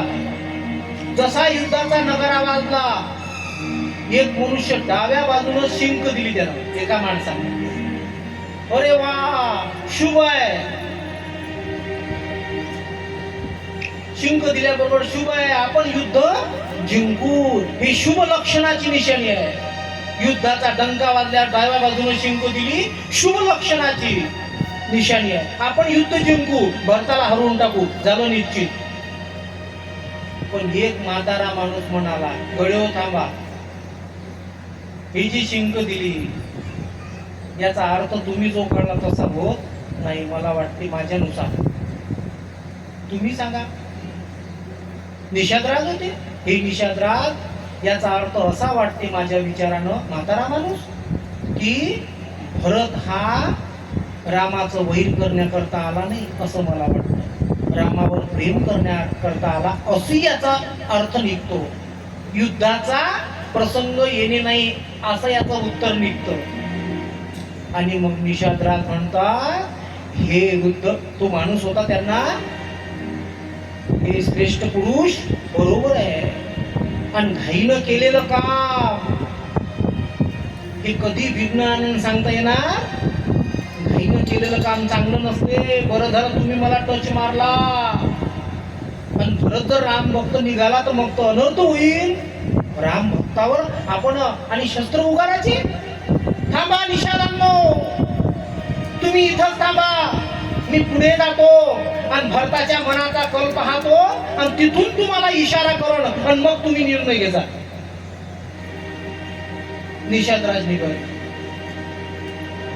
जसे निषादराज निघाले, पुढे येत असताना वशिष्ठजीला निषाद दूरूनच दिसले आणि वशिष्ठजी सांगतात भरताला, भरता, हे प्रभूचे, हे रामाचा हा अत्यंत प्रिय मित्र आहे. असं ऐकल्याबरोबर रथातून उडी मारली भरतानं. अत्यंत प्रिय मित्र आहे. आणि धावत निघाले. जोहार केला निषादानं आणि असं हात धरले निषादाला, गळ्याला लावलं. जणू काही लक्ष्मणाची भेट झाली, जणू काही रामाची भेट झाली असा अनुभव झाला भरताला. अहो निषादराज, तुम्ही माझ्या भावाचे मित्र, तुम्हाला माझ्या दादानं मिठी मारली. माझा भाऊ कुठे गेला, तो कुठं असेल त्याचा पत्ता मला द्या, मी त्याच्याशिवाय जगू शकत नाही. निषादाला आनंद वाटला. इशारा केला की गड्यो, हा तो माझा दासच आहे, माझा भक्त आहे, हा रामाचा दास आहे भरत. मग आले, सर्व निषादाचं कौतुक करून आले की प्रभूनं सर्व निषादाकडे आश्चर्यानं पाहून राहिले की याला प्रभूनं मिठी मारली. हे भक्तीचं महात्म्य आहे. गेले. गंगेचा किनारा सर्व सोयी केल्या. निषादांना सांगितलं आपल्या घरचं सर्व सामानांना, स्वतःचे घर मोकळे केले. काही जण आमच्या गावात राहतील, आमच्या घरात बस आराम करतील. रात्र काळाची आहे, संध्याकाळ झाली होती. सर्व सोयी केल्या. तिकडे झोपण्याच्या व्यवस्था केल्या. निषादानं सर्व भरताची सोय केली आणि भरताना हात धरला निषादाचा. हे निषादराज, माझा दादा कुठं बसला होता हे सांगा. आणि जिथं प्रभूनं आणि शयन केलं होतं, विश्राम केला होता, जिथं ते पाला पाचोळा, गवत वळे वगैरे आणि तिथं पत्ते जे रचवले होते ते शय्या दाखवली निषादाने. इथं प्रभू झोपले होते. डोळ्यातून आसू पडले आणि त्या शय्येला नमस्कार केला, मस्तक टेकवलं. त्या जमिनीची माती घेतली, स्वतःच्या कपाळाला लावली भरतानं. त्या मातीला माझ्या दादाचा स्पर्श झालाय. आणि त्या शय्येला, त्या वटवृक्षाला गोल प्रदक्षिणा मारली हात जोडून की तू माझा दादा, जणू काही माझा दादा इथं आहे आणि त्याला मी प्रदक्षिणा मारत आहोत. खाली झोपताना सोन्याचे कण होते 2-3. म्हणे निषादा, पान हे सीतामाईच्या त्या वस्त्रातले कण आहेत सोन्याचे. पण पहा, हे सोन्याचे कण आहेत पण तरी याच्यामध्ये चमक काहीच नाही. हे निस्तेज झाले. हे निस्तेज झाले. सोनं असूनही चमकत नाही. कारण माहित आहे, कारण हे जे सोन्याचे कण आहे हे आपल्या आईपासून दूर झाले, आपल्या सीतामाईपासून दूर झाले, या दुःखात ते नर्वस होऊन निस्तैज पडले आहेत. हे सोन्याचे कर यांना सुद्धा त्या सीतामाईचा विरह त्रास देत आहे. आपण तर सजीव आहोत, आपली दशा कशी असेल प्रभू शिवाय हे तुम्हीच ओळखा निषादा. ते प्रेम पाहून निषाद गहिवरला. असो, झालेली सेवा परमेश्वराच्या चरणी अर्पण करून सेवेला पूर्ण विराम. हाताने टाळी आणि मुखाने नामस्मरण. श्री कृष्ण गोविंद हरे मुरारी हे नाथ नारायण वासुदेव. श्री कृष्ण गोविंद हरे हरे मुरारी हे नाथ नारायण वासुदेव. श्री कृष्ण गोविंद हरे मुरारी हे नाथ नारायण वासुदेव. श्री कृष्ण गोविंद हरे हरे मुरारी हे नाथ नारायण वासुदेव. हे नाथ नारायण वासुदेव. हे नाथ नारायण वासुदेव. हे नाथ नारायण वासुदेव. हे नाथ नारायण वासुदेव. श्री कृष्ण गोविंद हरे मुरारी हे नाथ नारायण वासुदेव. श्री कृष्ण गोविंद हरे मुरारी हे नाथ नारायण वासुदेव. श्री कृष्ण गोविंद हरे मुरारी हे नाथ नारायण वासुदेव. हे नाथ नारायण वासुदेव. हे नाथ नारायण वासुदेव. हे नाथ नारायण वासुदेव. हे नाथ नारायण वासुदेव.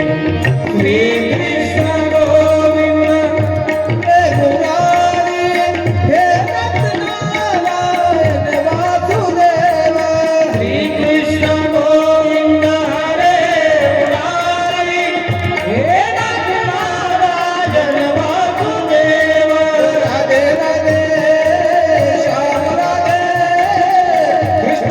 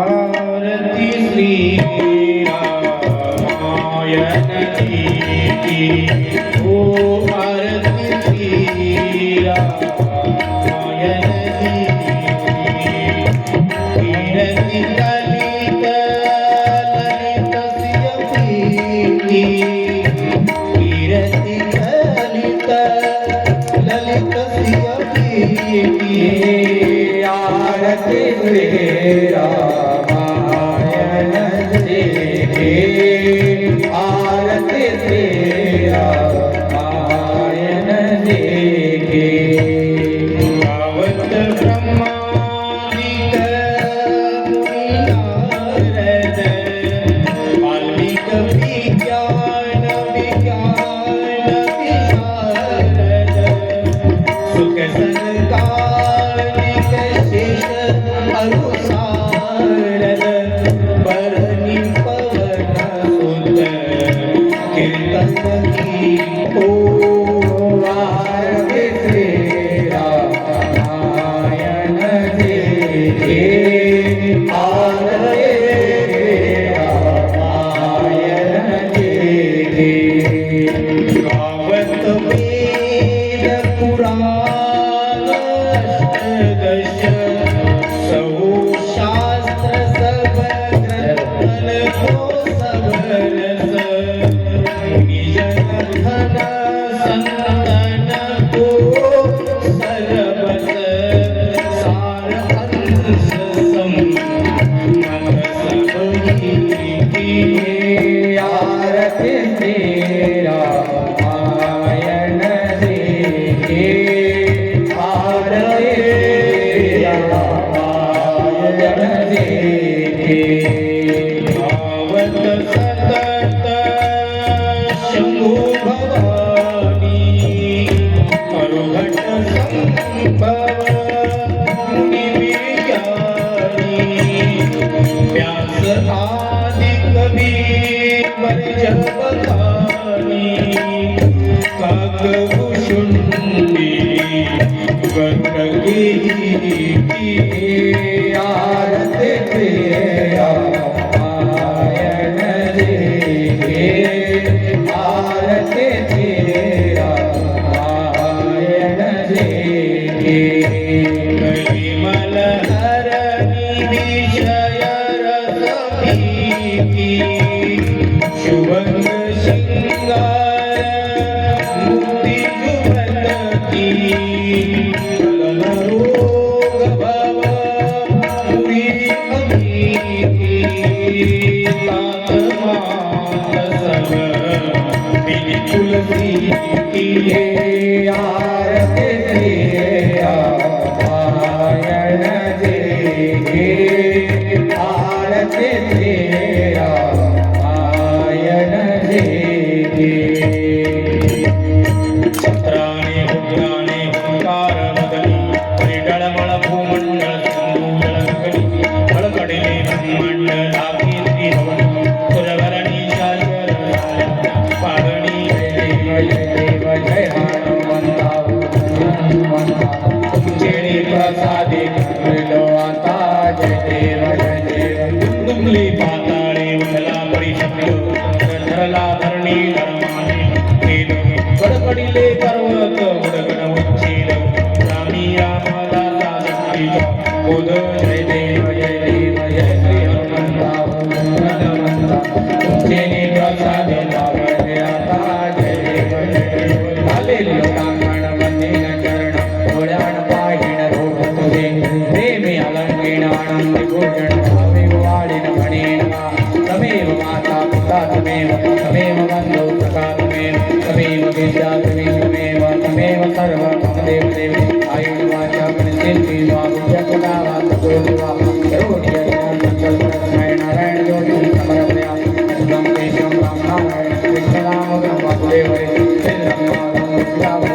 श्रीराम राम हरे राम राम राम हरे हरे हरे कृष्ण कृष्ण कृष्ण हरे हरे हरे राम राम राम हरे हरे हरे कृष्ण कृष्ण कृष्ण हरे हरे गोपाल कृष्ण भगवान की सियावल रामचंद्र भगवान की जय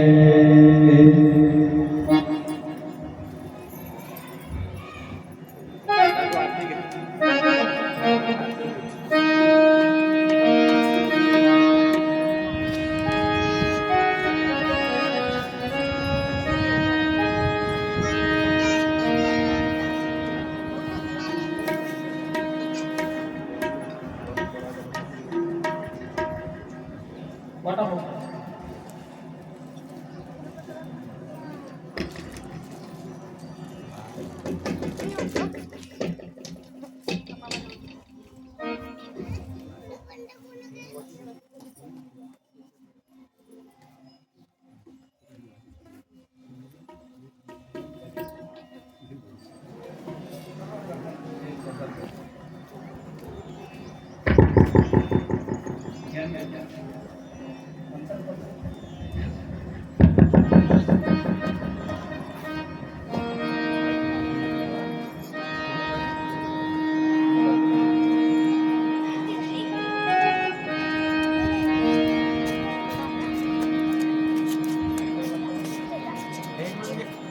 किती वेळची पसरते हात,